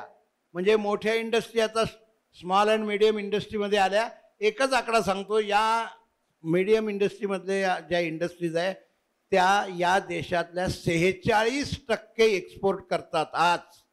हे दुसरं ग्रोथ इंजिन. तिसरं ग्रोथ इंजिन इन्फ्रास्ट्रक्चर आणि चौथं रिफॉर्म. या रिफॉर्ममध्ये आपण येतो. उदाहरणार्थ 1,10,000 विद्यार्थ्यांना डॉक्टर होण्याकरताचा प्रवेश गेल्या इतक्या दिवसात मिळाला. यावर्षी 10,000 विद्यार्थी वाढणार आहेत यावर्षी आणि 75,000 विद्यार्थी येत्या 5 वर्षात वाढणार आहेत. एक स्किल एज्युकेशन फार मोठ्या प्रमाणात सुरू केलं. हे तुम्ही सगळ्यांनी लक्षात घ्यावं अशी माझी तुम्हाला प्रार्थना आहे. मी प्रार्थना शब्द वापरतो, वापरण्याची आवश्यकता नसताना, कारण आपलं त्याच्याकडे लक्ष जात नाही. Easy going life is a dangerous life according to Swami Vivekananda. आपलं लाईफ हे एफर्ट ओरिएंटेड करा. तुम्ही कोणतं तरी स्किल अक्वायर करा. आता आर्टिफिशियल इंटेलिजन्स येतोय इतक्या वेगवेगळ्या क्षेत्रामध्ये. त्याच्यामुळे मोबाईल आपलं जगातलं क्रमांक 3चं राष्ट्र आहे. वेळेच्या मर्यादेत त्यामुळे मी अगदी थोडक्यामध्ये विवरण करतोय. एज्युकेशनवर फार मोठ्या प्रमाणात भर आहे. आणि भर कशावर लक्षात घ्या, तुम्ही तयार होणार जास्त भर आहे. इमारती बांधण्यावरचा भर कमी आहे. म्हणजे मी शैक्षणिक संस्थांमध्ये पण नवीन शैक्षणिक संस्था काढल्या, IITs काढल्या. काही IITला अधिक पैसे दिले. त्या देशातल्या शेताच्या उत्पन्नाला कोणत्याही प्रकारे आपल्याला आयात करावे लागू नये म्हणून तूर, उडीद आणि मसूर या तिन्ही डाळींचं उत्पादन करणाऱ्या शेतकऱ्याला ॲश्युरन्स दिला आहे. आपल्यापैकी जे घरी शेतकरी आहेत त्यांनी लक्षात घ्या, तुमचा सगळा माल सरकार खरेदी करेल. कॉटन इंडस्ट्रीला तुम्ही जो माल घ्याल त्या कॉटन इंडस्ट्रीचे सर्व प्रोसेस युनिट सरकार चालवेल. याला मी एम्पॉवरमेंट म्हणतो. नाही तर त्या बिचारा शेतकऱ्याचं कसं होतं, मी कालच उडीद काढली तो काय माझा खर्च झाला 2,000 रुपये आणि आता बाजारात गेलो तर कृषी उत्पन्न बाजार समितीचं कोणी 1900 रुपयाला घ्यायला तयार नाही. सरकार तुझ्या उत्पन्नाच्या सरकारनं काहीच दिली. याचं कारण लक्षात घ्या. सरकार ऑब्लिगेशन नाही करत आहे किंवा मी सरकारचं ॲप्रिसिएशन नाही करत आहे. मी सरकारचा दृष्टिकोन मांडतोय. तुम्ही उत्पादन करा, आम्ही खरेदी करू. याचा अर्थ असा की आम्हाला मग आयात करावी लागणार नाही. आम्हाला जर आयात करावी लागली तर ट्रम्प महाशयांचं काही नाही. रात्री झोपताना काय सांगतील, सकाळी उठल्यावर काय बोलतील. मी खरंच सांगतोय, मी त्यांची भाषणं ऐकून आलोय 4 महिन्यापूर्वी. ते एक्सप्रेशन फेस रिडिंग असतं ना माणसाचं, ते लक्षात येतं. त्यामुळे ते खरंच काय सांगतील. आणि म्हणून आत्ता तुम्हाला लक्षात घ्या, या महिन्याच्या कोणत्या तरी कन्व्हिनियंट टाईमना ट्रम्प आणि मोदी यांची भेट आहे. ती काही व्यायांची भेट नसते लग्नातली. आणि तसं मानलं तरी एक बाई दुसऱ्या बाईकडून काय काढून घ्यायचं ते बरोबर समजतं त्याला. मराठवाड्याच्या शब्दात सांगू, ही जी भानगड आहे ना, आता तुम्ही पहा, ब्रिटन, चायना, कॅनडा इंडियावर नाही लावला अजून. लावू शकत नव्हते का? विचार करा. ताकद समजली की दृष्टिकोन बदलतो. आवश्यकता आपलं स्किल वाढवा, आपली ताकद वाढवा. आपल्याला आपलं राष्ट्र आपण मोठं करणार आहोत. आणि जे प्रश्न येतील त्याला तोंड देऊ. जे प्रश्न येतील त्याची उत्तरं शोधू, सगळे मिळून शोधू. आणि म्हणून मला नेहमी असं वाटतं, आम्ही ते मिलिटरी स्कूलमध्ये मिलिटरीच्या विद्यार्थ्यांपुढे मी बोलताना नेहमी बोलतो, nation first and nation last. ही भूमिका कोणत्याही कामात. आता AI साठी 500 कोटी रुपयाची तरतूद आहे. संशोधनावर प्रचंड भर आहे. संशोधनाच्या स्पेशल इन्स्टिट्यूट झालेले आहेत. तुम्हाला शिकण्यासाठीचा पैसा उपलब्ध करण्यासाठीच्या वेगवेगळ्या स्कीम्स, यात काही अडचणी असतील त्या दूर होतील. आणि सरकार बारकाईने या गोष्टी करेल. It is not just a declaration. हेही समंजस माणसानं समजून घेतलं पाहिजे. मी बँकेत काम करतो, मला बँकेत मुद्रा लोन जाहीर केलं. मी उद्या गेलो नांदेडकर साहेबांकडे, मला मुद्रा लोन पाहिजे. तुम्ही काय करताय? मी चार्टर अकाउंटंट. तुम्हाला कशाला पाहिजे लोन? मुद्रा. घर घ्या, मुद्रा लोन तुम्हाला नाही देता येणार. मग मी खाली उतरल्यावर समजा असं म्हटलं, अहो ते नांदेडकर साहेब देवगिरी बँकेत कर्ज देते, त्याचे निकष आहे. नाही तर मग लाईन लागेल. आणि लागलेली लाईन नंतर काय होते ते लाडक्या बहिणीच्या याच्यात ऐकली आपण सगळी. मी आता काही बोलायला नको त्याच्यावर. नंतर काय होतं, निकष पूर्ण झाले पाहिजे. जनरल बजेटमध्ये जनरल अनाउन्समेंट आहे. म्हणून बजेटचं भाषण जर वाचायचं असेल तर बजेटचं अपेंडिक्स वाचलं पाहिजे. त्या अपेंडिक्स साधारणपणे 80 पानांपेक्षा मोठं असतं. त्याच्यातलं निम्मे इकॉनॉमिक टाइम्समध्ये येतं. 2 तारखेच्या इकॉनॉमिक टाइम्समध्ये आलेलं आहे. याचा मित्रांनो आता तुम्ही हे पहा, एक लक्षात घ्या, तुम्ही सायन्सला आहात, तुम्ही आर्ट्सला आहात की तुम्ही कॉमर्सला आहात, हा माझ्या दृष्टीने गौण मुद्दा आहे. तुम्ही विषय कोणता शिकवतात हा माझ्या दृष्टीने गौण मुद्दा आहे. देशाचा अर्थ नावाचा विषय मला जुजबीचा कळला पाहिजे. I may not be expert in that field, कारण ते माझं क्षेत्र नाही, बरोबर आहे, मी मराठीच आहे, मला काही घेणं नाही, पण मला अर्थशी माझा संसार मी चालवतो का नाही, या अँगलने तुम्ही बजेटकडे पाहावं, हा शितोळे साहेबांचा आणि सरांचा उद्देश आहे. सर खरोखर आपण खूप सुटसुटीत करून मांडताय. त्याच्यातला जो आता राहुलने जे सांगितलं होतं की आपलं बजेट 50 लाख कोटींचं आहे आणि त्या 50 लाख कोटी आणायचे कुठून, तर त्याच्यातला सगळ्यात मोठा जो हिस्सा असतो तो जीएसटीचा असतो, म्हणजे 16 लाख कोटी, आणि बाकी मग इन्कम टॅक्स असतो 12 लाख कोटी. तर हे 50 लाख जे आपल्याला, जे अनेक जणांना असं वाटतं की नाही मी ही वस्तू खरेदी केली तर याच्यावर टॅक्स द्यावा लागतो, त्याच्यावर टॅक्स द्यावा लागतो. मग आत्ता आपल्याला 10,000 मेडिकलच्या जागा मिळाल्यात, आपल्या शेतकऱ्यांना किसान कार्ड आपण आत्ता देतोय, आत्ता ह्या डाळींसाठीचं संशोधनाचं 500 कोटींचे प्रोव्हिजन आपण करतोय. तर हे सगळं मित्रांनो करायचं असेल तर आपण शिकलेल्या लोकांनी हा टॅक्स दिलाच पाहिजे. म्हणजे आपल्या वडिलांना 60,000 पगार आहे, आपल्या बहिणीचं लग्न करायचं आहे, 80,000 रुपये लागणार आहेत, तर तूट किती आहे? 20,000 रुपयांची तूट आहे. मग ती 20,000ची तूट कुठून भरून काढावी लागेल? तर आपल्याला काही पार्ट टाइम काम करावं लागेल, आपल्या आईला काही काम करावं लागेल, आणि असं आपल्याला, आणि जर खर्च असेल तर तो खर्च कमी करावा लागेल. तर असं हे ताळेबंद बसवत, टॅक्स भरत, प्रत्येकाने कमाई वाढवत जर कॉन्ट्रीब्युशन केलं तर हे 50 लाख कोटी येतील आणि मग आपला देश चालू शकेल.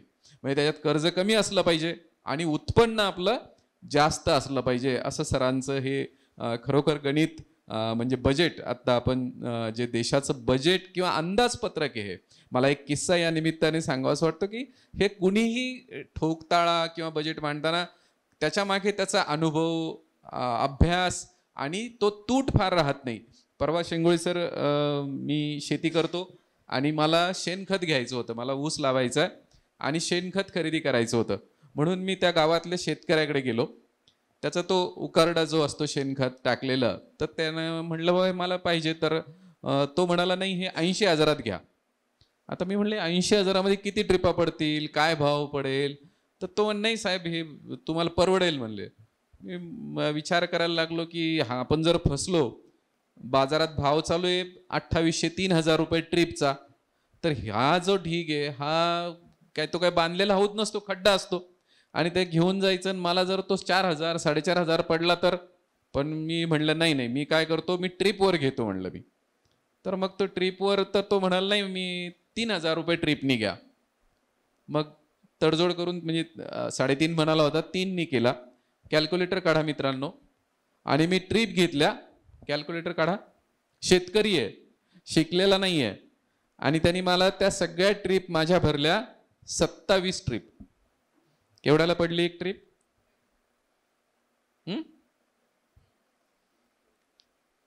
किती हजार झालं बिल? 27 गुणिले 3,000. कोण फसलं? मी फसलो ना. 1,000 रुपये जास्त गेले. तो आपण एका अर्थाने ज्याला म्हणतो शिकलेला नाही, इंजिनियर नाही, मी इंजिनियर आहे, सिव्हिल इंजिनियर, मला माप कळायला पाहिजे, मला बुद्धी जास्त, पुस्तकं शिकली जरा, तर मला ते जमलं नाही. तो अडाणी असलेल्या शेतकऱ्यांनी 80,000 जो ठोकताळा सांगितला होता तो त्याचा अचूक होता. म्हणजे आमच्याकडे आमच्या देशातला शेतकऱ्यापासून पंतप्रधानापर्यंत प्रत्येक जण हा प्रगल्भ आहे.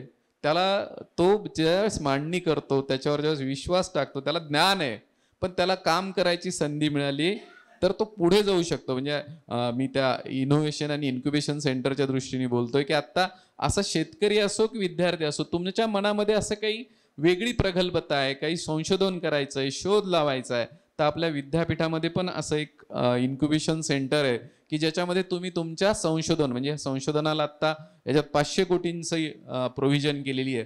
तर असा प्रत्येक, म्हणजे त्याला PhDच केलं पाहिजे अमोल सारखं असं आवश्यक नाही आहे, पण मला काही बनवावं वाटतं तर ह्या देशात अशा संधी आपल्याला उपलब्ध आहे, आपल्याला पुढं जाता येतं. आणि आपण सगळ्यांनी टॅक्स भरणं, म्हणजे टॅक्सची चोरी करणं हे खरं म्हणजे एका अर्थाने राष्ट्रद्रोह आहे की आपण जर टॅक्स भरला तर आपल्याला सोयी सुविधा मिळतील, आपल्या देशाची प्रगती होईल, आपल्या मनातले स्वप्न आपले साकार करणारा आपला जो पालक आहे पंतप्रधान ते पूर्ण करू शकतील. त्यामुळे प्रत्येक जागरूक नागरिकाने या गोष्टींचा अभ्यास करून चांगल्या मार्गाने संपत्ती निर्माण करणे, डिजिटल व्यवहार करणे, स्वतः कार्यरत राहून आपला विकास करत देशाचा विकास करणे, असं मला वाटतं आपण सगळं करत राहिलो पाहिजे. 1 तास 10 मिनिटं झाली आहेत, मला वाटतं थांबायला हवं. विशेष काही कुणाला आत्ता क्युरियोसिटी झाली असेल आणि प्रश्न विचारावा वाटत असेल तर हात वर करा, अन्यथा आपल्याला माननीय प्राचार्य शिंगोळे सर शुभेच्छा देतील. विचारायचं कुणाला काही? म्हणजे पाठक सरांनी खरोखर शेवटचा प्रश्न. हा बेटा, डॉलरची किंमत खाली का पडत? अन्य कोणत्याही देशाचं चलन आमच्या देशात चालणार नाही असं सत्तेच्या साह्याने अमेरिकेने जाहीर केलं आहे. अमेरिकेच्या डॉलरचा जगाच्या चलनामधला एकंदर रेशो हा 54% आहे. युरो याचा अर्थ, युरो हे चलन आहे इंग्लंडमध्ये. तुम्ही कोणतेही दुसरं चलन जर स्वीकाराल तर आम्ही तुमच्यावर निर्बंध लादू, असं अमेरिकेची धमकी म्हणा किंवा अमेरिका म्हणतात तुम्ही विचार करावा, तुमचा प्रश्न आहे, त्याला शब्द काही वापरा. याचं कारण अमेरिका डॉलर नावाचं चलन आंतरराष्ट्रीय पातळीवरून जाऊ देत नाही. तुम्हाला डॉलरच्या व्यतिरिक्त चलन करावायचं असेल तर तुम्हाला अगोदर समृद्ध व्हावं लागतं. प्रश्न चांगला असल्यामुळे त्याला 2 उपमुद्दे मांडतो. आपण आता काही देशांना रुपयातून पेमेंट करा असा आग्रह करू लागलेलो आहोत, कारण आता आपण सक्षम होत चाललेलो आहोत. या बजेटमध्ये एक तरतूद आहे, इन्शुरन्स क्षेत्रात FDI म्हणजे फॉरेन डायरेक्ट इन्व्हेस्टमेंट ही 100% अलाउड केली आहे. म्हणजे परदेशातल्या माणसाला इन्शुरन्सचा व्यवसाय इथे सुरू करायचा असेल, जनरल इन्शुरन्स, तर तो 100% गुंतवणूक करू शकतो. मात्र याला एक क्लॉज आपल्या अर्थमंत्र्यांनी लावला आहे, मिळालेला सर्व नफा तुम्हाला भारतातच ठेवावा लागेल, म्हणजे गुंतवावा लागेल. पैसे नाही मागितले, नफा भारतात गुंतवा. यानं रुपयाचं चलन जे आहे स्ट्रॉंग होतं. चलन हे नेहमी मित्रा तुमच्या रिझर्व्ह फोर्सवर तयार होतं. रिझर्व्ह नेहमी निर्यात आयातीवर तयार होतं, आणि निर्यात आयातीचा त्याला जो फरक असतो त्याला इकॉनॉमिक्सच्या भाषेत त्याला बॅलन्स ऑफ पेमेंट म्हणतात. हा तुमचा वाढला की तुमच्या चलनाला पुढे मोठं स्वरूप येतं. मी माझं एक प्रेडिक्शन सांगतो. 1 तारखेपूर्वी डॉलरचा रेट 83 रुपये होता. तो 31 जानेवारीला 84 पॉईंट काही झाला. 1 फेब्रुवारीला तो 86 झाला. माझा अंदाज चुकावा अशी इच्छा आहे, पण मी पुढचं सांगतो. बाय मार्च 25 डॉलरचा रेट साधारण 92-93 रुपये होण्याचा धोका आहे. म्हणजे 92 रुपये दिले की $1. हे वाढणं हे रुपयाचं डिव्हॅल्युएशन आहे, म्हणजे रुपयाची किंमत कमी करणं आहे आणि डॉलरची किंमत वाढवणं आहे. तुझ्या प्रश्नाच्या उत्तरातला शेवटचा भाग असा की जर तुम्ही रुपया स्ट्रॉंग केला, मला गरज नाही कुठल्या देशाची, असं होत नाही, पण मी माझी गरज कमी करत आलो, आयात कमी करत आलो, निर्यात वाढवत गेलो. पहिलं सूत्र. माझ्या देशातलं उत्पादन माझ्या देशात खर्च व्हायला लागलं, कन्झम्पशन वाढलं. दुसरं, मिळालेला पैसा मी माझ्या देशात गुंतवला, इन्व्हेस्टमेंट वाढली, सरकारचा खर्च वाढला, GDP वाढला. हे असं सर्कल आहे, एकाशी एक जोडलेलं. आणि मग त्याच्यातून रुपया वर्धिष्णू झाला, डॉलर त्याच्या जागेवर काम करत आहे. तर रुपया वर्धिष्णू झाला की डॉलरची किंमत कमी होईल. एक छोटासा धोका मुद्दाम सांगतो. ते त्यांची किंमत मेंटेन करण्यासाठी अमेरिका डॅलहसला त्यांची करन्सीची फॅक्टरी आहे. माझा मुलगा मला ती फॅक्टरी पाहायला घेऊन गेला होता. फॅक्टरी पाहण्यासारखं म्हणजे आपल्या डोळ्याला पाहवत नाही इतक्या नोटा असंख्य पूर्ण सिक्युरिटी फोर्सेसमध्ये तयार होतात. अमेरिका एका गोष्टीची चिंता करत नाही, आणि अमेरिकेने ही चिंता नाही केली तर अमेरिका जे चाललं आहे ना ते भविष्यकाळात अमेरिकेला अडचणी जाणणार आहे. अमेरिकेचं विद्यमान कर्ज अमेरिकेच्या असलेल्या GDPच्या 120% आहे. So high, may be highest in the world. जे आपलं 54% आहे. हे तुम्ही कमी करत आलं. कर्ज केव्हा कमी होईल मित्रांनो? उत्पन्न वाढलं. खर्च कमी केला की नाही? हे व्यक्तिगत गणित वेगळं असतं. खर्च तुम्ही कमी करायला लागला की प्रोग्रेस होणार नाही. आणि म्हणून आपल्या सरकारनं काय केलंय, विकास आणि विरासत आहे. 50 शहरं निवडायला सांगितली आहे ज्या शहरांचा विकास आहे. आत्ता मित्रांनो वेळ नाही स्पष्ट करा. अयोध्येचं राम मंदिर हा झाला धार्मिक विषय, पण स्टॅटिस्टिकल अनालिसिस उत्तर प्रदेशच्या इन्कमचं असं सांगतं की तिथे होणाऱ्या धार्मिक कार्यक्रमांच्या अनुषंगानं वाढलेला टुरिझम यानं उत्तर प्रदेशच्या इन्कममध्ये उत्तर प्रदेशच्या रिसीटच्या 10% भर गेल्या 6 महिन्यात पडली आहे. हे 10% कुठून टाकणार आहे ते? त्यामुळे त्याला नुसतं हेरिटेज पॉईंट पाहून चालणार नाही. अशा 50 शहरांची निर्मिती आता. आणि शहरांच्या निर्मितीला आता मी इथलं काय सांगायला नको, संभाजीनगरच्या आसपासचं मी सांगायला नको, ते माझ्यापेक्षा तुम्हाला जास्त माहिती आहे. हा विकास करताना जर हे हेरिटेज वाढलं, जर या छोट्या सिटी मोठ्या व्हायला लागला, तर एका अर्थानं म्हणून बघा ज्ञानाची परंपरा चालवणारं हे राष्ट्र आहे. म्हणून परंपरेचं ज्ञान होणं आवश्यक आहे. म्हणून याचा बजेटशी संबंध आहे, 100% संबंध आहे. आणि it is a proven fact. माझा अंदाज नाही आहे. असं केलं, असं देशाकडे पाहिलं की देश आपोआप विकसित व्हायला लागतो. आणि अशा विकासाच्या टप्प्यावर आपण आहोत. पंतप्रधान तर 2047 म्हणतायत, पण झाली कृपा कष्टाबरोबर, कष्टाशिवाय कृपा होत नाही. तर माझा स्वतःचा अंदाज असा आहे की we may achieve this target by 2040. असे आकडे सांगतात. मी माझा अंदाज काही स्वप्नातला नाही आहे. 2040 इथे असलेले सगळे विद्यार्थी ते वर्ष नक्की पाहणार आहे. माझा अपवाद राहील, बाकीचे सगळे पाहतील. पण 2040ला हे येईल अशी माझी खात्री आहे. त्या दिशेने चाललं आहे. आता मधल्या कालखंडात आणखी काही घटना घडतात जगातल्या, त्या काही आपल्या हातात नाही, त्या एकदम येतात. कोविड सारख्या, त्या काही सांगता येत नाही. हा देश विकसित भारताकडे वाटचाल करतोय.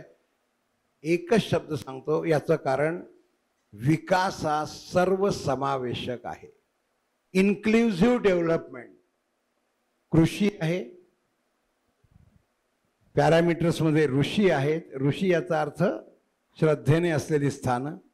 या वर्षाच्या बजेटमध्ये जी स्थानं आहेत ती सर्व गौतम बुद्धाने केलेल्या प्रवासातल्या त्याच्या योजनेची, तो ज्या ज्या ठिकाणी राहिला त्या ठिकाणच्या डेव्हलपमेंटची गावं आहेत. इन्क्लुझिव्ह डेव्हलपमेंट हे फार सूक्ष्मतेने पाहण्याची गरज आहे. असा तासाभराचा विषय पुरत नाही मित्रांनो. पण मला आज खरंच माझी गेल्या 4 दिवसात 4-5 भाषणं झाली, पण आज मला सगळ्यात जास्त आनंद आहे. मला शितोळे सरांना धन्यवाद द्यायचे आणि प्राचार्यांनाही द्यायचं कारण तुमच्याशी संवाद साधला आहे. नाही तर मी तिथे गेलो असतो आणि 1 तासभर बोललो असतो हेच थोडंसं सुसूत्र करून. हे छान झालं. अभ्यास करा, मांडणी करा, धडपड करा. उद्याच्या विकसित भारताचं नुसतं स्वप्न पाहू नका, कष्ट करून ते ध्येय साध्य करा. अशा तुम्हाला शुभेच्छा देतो. बोलवल्याबद्दल धन्यवाद. बोला भारत माता की वंदे. सरांसाठी एकदा जोरदार टाळ्या. ज्या मित्रांनी प्रश्न विचारले होते त्यांनी यावं. मग आमच्या बँकेचे CEO प्रवीण नांदेडकर सर त्यांचं अभिनंदन करतील, त्यांना छोटं गिफ्ट देतील. अमोल सर, आत्ताचे शेवटचे 5 प्रश्नवाले या. आणि मी माननीय खरंच शेंगोळे सर, विद्यार्थी खूपच सिन्सिअर आणि मनापासून सगळ्या शेवटचे बेटा 2 मिनिटं, 2च मिनिटं सर बोलतायत. 2च मिनिटं सर. सर आणखी एक मला सांगायचं, हे जे 5 विद्यार्थी आहेत ते अर्थशास्त्र विभागाचे आहेत. हाय मठामध्ये ज्यांना आपल्याकडून बक्षीस मिळाली. येस.